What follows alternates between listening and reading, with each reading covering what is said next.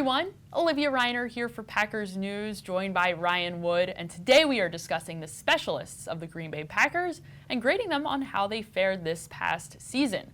Mason Crosby made massive strides over his performance last season, and he had a pretty difficult personal situation off the field, and he was able to still maintain all of his focus and kick the best of his career this past season. That being said, he is a free agent heading into this offseason. Should the Packers, based on his performance, bring him back? Brian Gutekunst sure seemed like he wanted Mason Crosby to come back, and why not? I mean, he, as you said, he went through some real tumult off the field this year. His wife kind of battling cancer, his sister-in-law dying of cancer, and he was able to still be such a pro when it came to his job. 91.7% of his field goals, 22 of 24, career high. And on its own, that would be remarkable. But when you consider that he was 10 percentage points lower than that, 81% the previous season in 2018, missed some really big kicks, the 4 field goals, 5 kicks overall in Detroit in 2018. Then to come back and have the game winner in the finale against Detroit that clinched the bye. Brian Gutekunst was very clear. He thinks that Mason Crosby's got a lot of strength left in that leg, a lot of accuracy. He's a pro's pro, and when you're a contending team like this team is, you like having a proven clutch veteran at that position. I think that of all the free agents, he probably stands maybe the best chance of coming back. All right, so on the punting side of things, J.K. Scott, he seemed to have a little bit of an up and down season. Started out pretty strong, and then at some point during the season changed his drop a little bit, and that seemed to throw some things off. And then by the end of the season, it still just seemed a little bit shaky for him. How do you evaluate what he did this past season? We've seen flashes of that rare talent that Brian Gutekunst mentioned the night that they drafted J.K. Scott, and that's how they viewed him. That's why they spent a 5th-round pick on him.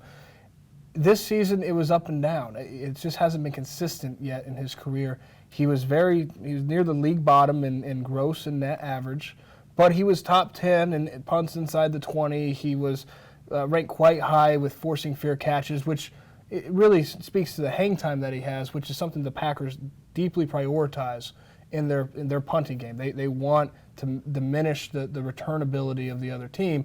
J.K. Scott has done that even this year. He had some really bad slumps at the wrong times. The 23-yard shank punt in the NFC Championship game is not going to sit well this offseason, but the flashes of talent are there. It's just a matter of being more consistent with it. So finally, let's talk about Tyler Ervin, someone who drastically changed the Packers special teams unit, especially when it comes to punt and kick returns. Man, I mean, this guy came in December and dragged the Packers out of the hole, quite literally, in negative punt return yards, and they finished in the green, I suppose. But where do you see Ervin standing this upcoming season for the Packers? He is an unrestricted free agent. Would the Packers consider bringing him back? I think for sure. He's not going to require much of a monetary commitment. So I think that given the value, they finished with 98 punt return yards on the year, which makes them one of 2 teams in the last 37 years to have fewer than 100 punt return yards in a season. The only other team that's done that in the last 37 years, almost 4 decades, is the 2015 then San Diego Chargers, now LA Chargers. So we're talking, it was historically poor, but consider that after week 12, they were at negative 8 yards. And that's what Tyler Ervin did in 4 weeks as the Packers punt returner. He took what was quite possibly, not an exaggeration in any way, to say the worst punt return team in the history of football. I mean, that bad. And he made them respectable overnight. Absolutely, I think that just from the return ability, you saw offensively, they got more creative with him as a running back in the postseason. There's some things that they can do with his speed. Just from the special teams standpoint, certainly a guy that I think they'd want back. All right, build the statue, guys, right outside Lambeau Field of Tyler Ervin. Big improvement of the return unit this season. Guys, make sure you're checking out all of our other report cards over on PackersNews.com. Make sure you're following us on all of our social media channels this offseason. We'll have lots of updates for you guys over there.